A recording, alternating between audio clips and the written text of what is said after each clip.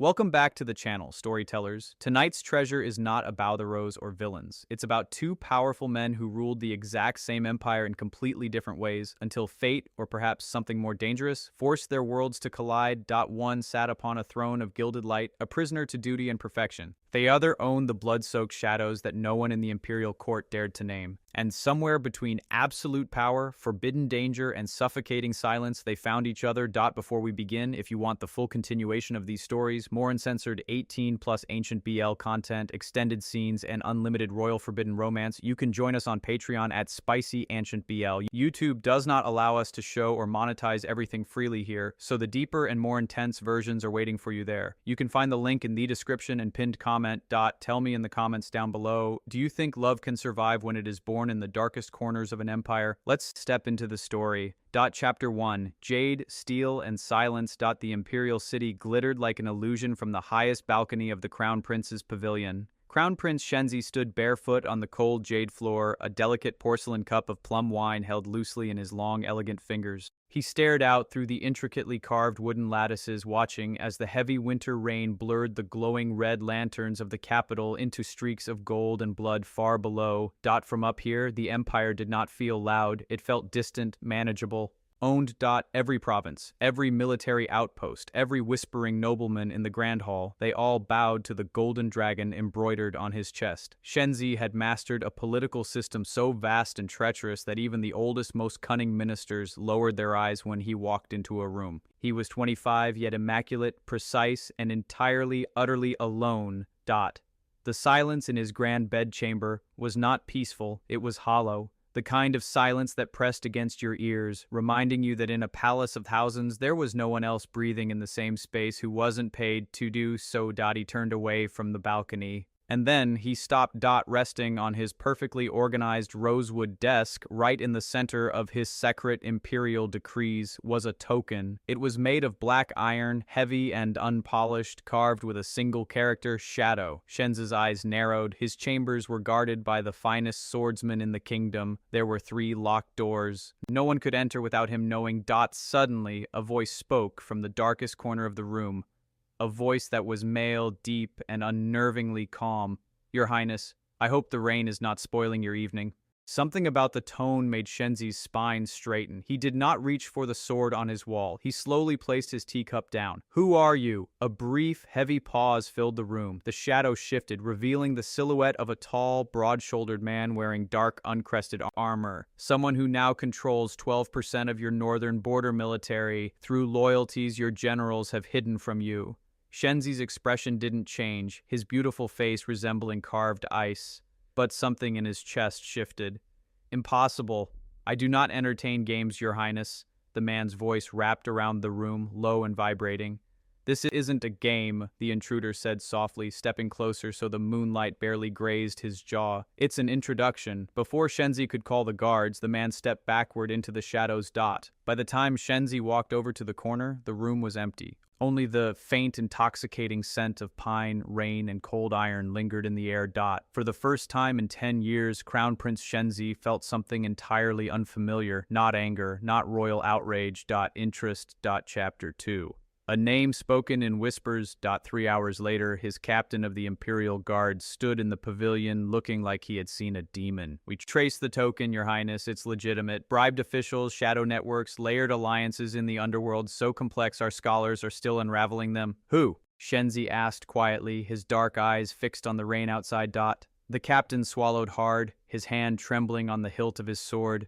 "The name they whisper in the back alleys is Lord Tianyi, commander of the Night Bureau." The name meant nothing in the royal court, which meant absolutely everything. Because powerful men were always known. If this one was invisible, it meant he was infinitely more dangerous. The next evening, a scroll of black silk appeared on Shenze's pillow. No guard saw it. No footprints were left. Inside, painted in bold, unapologetic calligraphy, were 3 words. "The Weeping Willow. Midnight." No signature. Shenze already knew who it was from. and for reasons he couldn't explain to himself as he traced the ink with his fingertip, he was looking forward to it. Chapter 3. The first meeting. The Weeping Willow was not a grand tea house. It was a secluded, forgotten pavilion on the edge of the capital's oldest river. No imperial guards patrolled here, but the truly powerful knew what this place was. Shenze arrived wearing a simple, unadorned white cloak, hiding his royal identity. He entered quietly. He noticed him immediately. A man seated alone near the back, illuminated only by a single flickering candle. He wore dark robes, no formal headpiece, his raven hair tied back loosely in a way that felt entirely untamed. He wasn't looking at the river, he wasn't drinking tea, he was waiting. Then he looked up. Piercing, dark eyes met Shenze's, and something unspoken, heavy, and electric passed between them. Shenze felt it in his bones before his mind could process it. This man was dangerous. He was a predator in human skin, and Shenze had never been more fascinated. "Your Highness," Tianyi said smoothly, his voice a low rumble. Shenze sat across from him. They didn't speak for several seconds. They simply assessed each other. Two men used to being the most powerful person in any room, suddenly finding an equal. "You are very difficult to catch," Shenze said calmly, keeping his voice perfectly level. Tianyi's lips curved into a faint, dangerous smile. "And you, Your Highness, are every easy to study." Shenze didn't like that. He was a master of hiding his emotions. And yet, he didn't hate the way Tianyi looked at him, as if he could see right through the silk and the titles straight to the man underneath. Chapter 4. The invitation without words. Their meeting at the pavilion did not feel like a negotiation. It felt like a dance, one that neither of them had agreed to, but both perfectly understood. Warm wine was poured without being asked. The rain drummed softly on the wooden roof, masking the sound of the city, but Shenze heard none of it. His entire attention was anchored to the man across the table. Lord Tianyi did not bow. He did not avert his gaze. He did not attempt to impress the Crown Prince. He simply watched Shenze with calm, unblinking intensity. "You're wondering how I infiltrated your northern armies," Tianyi said, pouring a second cup of wine. "I am wondering why," Shenze replied, his voice a soft, commanding whisper. Tianyi tilted his head slightly, the candlelight catching the sharp angle of his jaw. "Because you are bored." The word landed with unsettling accuracy. Shenze's expression remained perfectly controlled, a mask of royal indifference, but Tianyi had already seen too much. "You rule an empire of scholars and cowards," Tianyi continued, leaning forward, the scent of sandalwood and rain wrapping around Shenze. "And now, there is nothing left in that golden cage that challenges you." A heavy pause. "So, I decided to." No one had spoken to the Crown Prince like this in his entire life. No one dared to. If any other man had spoken those words, Shenze would have had his tongue cut out. Yet sitting here in the dim light, under the heavy gaze of this Shadow Lord, Shenze didn't feel insulted. He felt awake. When the meeting finally ended hours later, Tianyi stood, adjusting his dark robes with slow, deliberate precision. "Would you like to see where real power hides, Your Highness?" Shenze should have declined. He was the Crown Prince. He belonged in the light. Instead, he looked at Tianyi's outstretched hand and heard his own voice say, "Show me." Chapter 5. The courtyard where silence breathes. The carriage did not drive toward the polished, lantern-lit streets of the noble district. It went the other way, deep into the winding, forgotten alleys of the lower city. They arrived at a sprawling, hidden courtyard surrounded by high stone walls. Men in dark clothing stood in the shadows. They weren't talking, they weren't laughing. They were waiting. When Tianyi stepped out, they did not kneel. They did not shout royal greetings. They simply stepped aside, lowering their weapons. Shenze noticed it immediately. This wasn't the forced respect of the imperial court. This was fear, shaped into absolute, unquestioning obedience. Inside the cavernous halls, there were hidden armories, stacks of forged documents, unrecorded gold, and spy networks that spanned across 3 enemy kingdoms. It was an entire empire that existed beneath Shenze's feet, living and breathing without ever being recorded in the royal archives. Shenze walked through the room slowly, his white robes brushing against the rose stone floor. He should have felt threatened. He should have ordered his army to burn this place to the ground. Instead, he felt a strange sense of recognition. Systems, supply chains, information, efficiency. Tianyi walked closely behind him, watching Shenze's reactions like a hawk. "You are not shocked," Tianyi murmured, his voice right next to Shenze's ear. "I understand structure," Shenze said quietly, turning to face him. "Whether it's bathed in sunlight or hidden in the dark." Tianyi's faint smile returned, his eyes darkening. "Yes, that is exactly why you interest me." For the first time in his life, Crown Prince Shenze was standing in a world he did not own. and it thrilled him. And if you are enjoying this forbidden royal tension, remember, the extended and uncensored 18-plus continuation of stories just like this one is available on Patreon at SpicyAncientBL. If you love slow burn intensity that goes all the way, the link is in the description and pinned comment. Now, let us return to the shadows. Chapter 6. Conversations after midnight. After that night, they began meeting without invitations. No formal summons, no royal eunuchs scheduling discreet appointments. It simply happened. Tianyi would leave a subtle mark on the edge of a map in the war room. Shenze would know exactly where to go.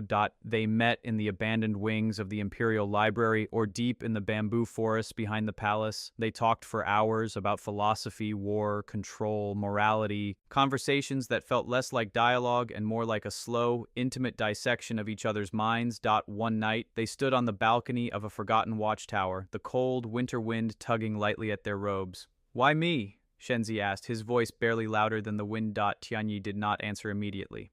He stepped closer, leaning his forearms against the wooden railing, his shoulder mere inches from Shenze's. "Because you do not scare easily," Tianyi said softly, his gaze fixed on the moonlit horizon. "And because you are lonely, in a way you pretend you are not." Shenze looked out at the sleeping capital. He did not deny it. He couldn't. Not a him. Chapter 7. The first fracture in control. It happened over something entirely trivial. A military map was spread across Tianyi's low wooden desk. Supply routes, border patrols, mountain passes. Shenze leaned over the table to point at a flaw in a Southern Valley calculation. As he did, his long, pale fingers brushed against Tianyi's rough, calloused hand. Both men went entirely still. It was a small touch. Accidental, but neither of them moved away.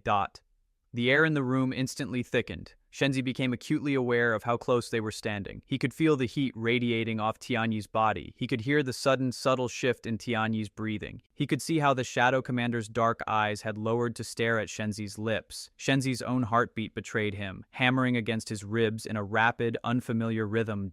When Tianyi spoke, his voice was a ragged whisper. "You are standing very close, Your Highness." Shenze swallowed, his eyes locked onto Tianyi's. He did not step back. "So are you." Several agonizing seconds passed. The silence was deafening, charged with a forbidden, suffocating tension. It was long enough to feel like something dangerous, something irreversible had just been set into motion. That night, Shenze did not return to his lonely palace. And for the first time in a decade, the hollow silence did not follow him to sleep. Chapter 8. When silence turns into heat. Shenze woke before Tianyi. Soft, gray morning light filtered through the paper windows, painting the room in muted tones of silver and ink. For a moment, Shenze didn't recognize where he was. The ceiling was made of dark, unvarnished wood. The air smelled of old paper, leather, and sea salt.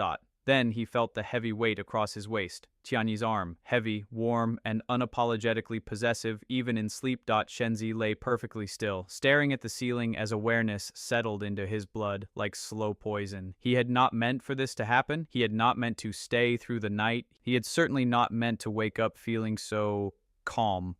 Tianyi stirred slightly, his deep breathing shifting. Unconsciously, his arm tightened around Shenze's waist, pulling the Crown Prince flush against his broad chest, as if his sleeping body recognized the threat of absence before his mind did. Shenze slowly turned his head on the pillow.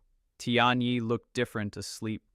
The lethal sharpness of his features softened into something almost vulnerable. The cruel, calculating Shadow Lord looked like a man who just wanted to hold on to something real. Shenze watched him for a long time. He felt something deeply dangerous bloom quietly in his chest. It wasn't just attraction. That had been there from the moment they met. This was attachment, and for a crown prince, attachment was a death sentence. Chapter 9. The court notices. The first sign of danger came from the imperial court. A morning assembly that should have been routine turned tense within minutes. The prime minister, an old and cunning man, stepped forward, his head bowed perfectly. "Your Highness, if I may speak boldly, your focus has been divided lately." Shenze sat on his raised throne, his posture flawless, his expression cold. "Be precise, minister." Another lord cleared his throat. "Your sudden decrees protecting certain merchants in the lower city and your refusal to deploy guards to the outer river district, it is highly unusual." They didn't say the name of the night bureau. They didn't have to. Tianyi's shadow had started to overlap with Shenze's golden empire. Whispers traveled fast in rooms made of silk and ambition. Shenze knew this would happen, eventually. He simply hadn't cared until now. Because for the first time in his life, his hidden personal desires were no longer invisible. Chapter 10. The first real threat. Tianyi found him standing by the lotus pond that evening, unusually quiet. "You're thinking too loudly," Tianyi said, stepping out from the bamboo grove. Shenze didn't turn around. "Someone is testing my defenses. Royal decrees are being delayed. Noblemen are whispering." "It is subtle, but intentional." Tianyi's expression changed almost imperceptibly. The warmth left his eyes, replaced by a cold, deadly calculation. "They are not your enemies," he said. Shenze finally turned to look at him. "No." A heavy pause. "They are yours." The evening air grew colder. Tianyi walked closer, stopping just behind Shenze, close enough that Shenze could feel the heat of his chest. "They want to use you to reach me," Tianyi murmured, his voice dark. Shenze tilted his head slightly, his gaze unwavering. "Then they are underestimating both of us." Tianyi's eyes darkened, not with fear, with violent, possessive calculation. Chapter 11. Understanding the cost. It happened 3 nights later. Shenze's royal carriage was making its way back from a secluded temple when an arrow struck the wood, just inches from the window. The horses reared. His imperial guards reacted instantly, drawing blades and surrounding the carriage. But there were no assassins rushing from the trees. Just a single arrow with a black ribbon tied to the shaft. The message had been sent. This was no random attack. This was a warning.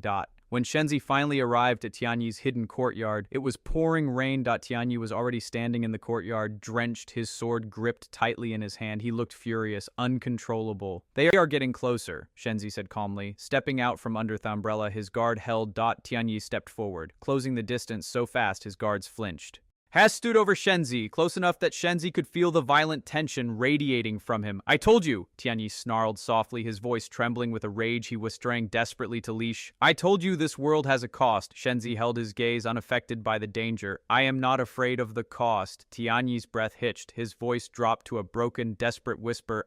That was the moment Shenze finally understood something critical. Lord Tianyi, the most feared man in the underworld, was not afraid for himself. He was terrified for Shenze. And somehow, that realization felt heavier and more intoxicating than the threat itself. Tianyi reached up, his large, calloused fingers brushing gently against Shenze's cold jaw in a rare, completely unguarded gesture. The touch was so tender it felt like a plea. "You do not know how ruthless I can be when something is mine," Tianyi whispered. Shenze did not pull away. He leaned into the touch, his eyes never leaving Tianyi's. "Then maybe," Shenze said quietly, "it is time I learn." Chapter 12. The Shape of Retaliation. Shenze did not see Tianyi for 2 days. No secret messages, no dark tokens left on his desk, no shadow in the corner of his room. But Shenze felt him everywhere. He felt him in the sudden, eerie silence across the noble factions. He felt him in the way 3 loud, opposing ministers suddenly fell mysteriously ill. Andre signed from the court. He felt him in the way a hostile military general abruptly withdrew his troops from the borders in sheer panic. Retaliation, Shenze realized, did not always arrive with war cries and clashing swords. Sometimes it arrived as terrifying, absolute absence. When Tianyi finally appeared in Shenze's bedchamber late on the second night, he did not look tired. He looked resolved. "You have been busy," Shenze said softly, pouring 2 cups of tea. Tianyi removed his dark leather bracers with slow, terrifying precision. "They wanted your attention. They have mine instead." Shenze studied him carefully. There was no visible blood on Tianyi. His robes were pristine, which meant the violence had not been chaotic. It had been organized, calculated, controlled. And that was 1,000 times worse than rage. "You didn't have to do this alone," Shenze said, stepping closer to him. Tianyi's gaze sharpened, cutting through the dim room. "Yes, I did." Chapter 13. A line crossed without stepping. Tianyi took Shenze with him the next evening. Not to the tea house, not to the hidden courtyard, but deep beneath the lower city to a damp, torchlit dungeon made of cold stone. Inside, 3 noblemen knelt on the floor, tied to heavy iron chairs. They were not beaten, they were not bloody, but they were shaking with a terror so deep it looked as though their souls had been stripped away. Shenze stopped walking. Tianyi did not look at the men. He looked only at Shenze, watching his beautiful pale face for any sign of disgust. "These are the ones who paid for the arrow," Tianyi said quietly, the torchlight reflecting in his dark eyes. Shenze's jaw tightened. "You brought me here to see this." "I brought you here," Tianyi replied, stepping closer to him, Because you said you wanted to understand my world. This is it. One of the Tide nobles began sobbing, pleading for mercy, begging the Crown Prince to save him. Shenze did not look at the man. He kept his eyes locked on Tianyi. This is who you become when you protect something, Shenze said. Tianyi didn't deny it. Yes. A long, suffocating silence passed between them. Shenze felt the immense weight of the moment pressing against his chest. He was the future emperor. He was the beacon of law. He could walk away right now. He could condemn this man. He could choose to remain in the light. Instead, Shenze's expression softened. He took a slow breath, looking deeply into Tianyi's eyes. Finish what you came to do, Shenze whispered. Tianyi's eyes widened slightly, searching Shenze's face for hesitation. There was none. Only absolute, terrifying devotion. Shenze turned and walked out of the room. He did not watch what happened next, but as he stood in the damp corridor listening to the muffled, abrupt silence that followed, he knew something inside him had shifted permanently.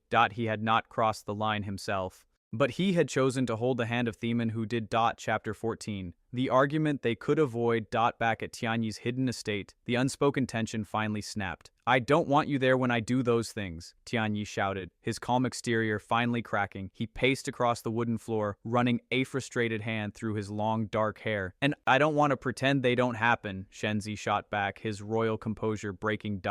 They stood facing each other in the dim light, chests heaving, the air crackling with dangerous energy. You think seeing the blood on my hands makes you stronger? Tianyi demanded, closing the distance between them. No! Shenze glared up at him, refusing to back down. I think pretending it doesn't exist makes me a coward, and I am not a coward. Tianyi grabbed Shenze by the shoulders, his grip tight, almost bruising. His eyes were wide with a fierce, burning desperation. I would burn this entire capital to the ground if it meant you were safe, Tianyi growled, his face inches from Shenze's. Shenze stared at his lips, his heart pounding wildly in his chest.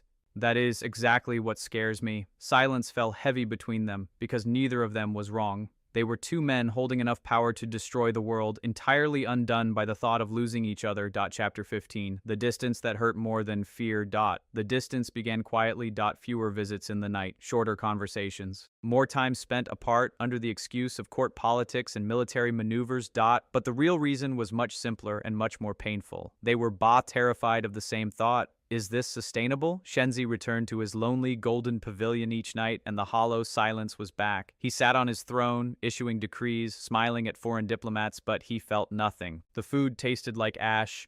The music sounded like noise. Across the city, Tianyi stood on the roof of his hideout, looking at the glowing lights of the imperial palace.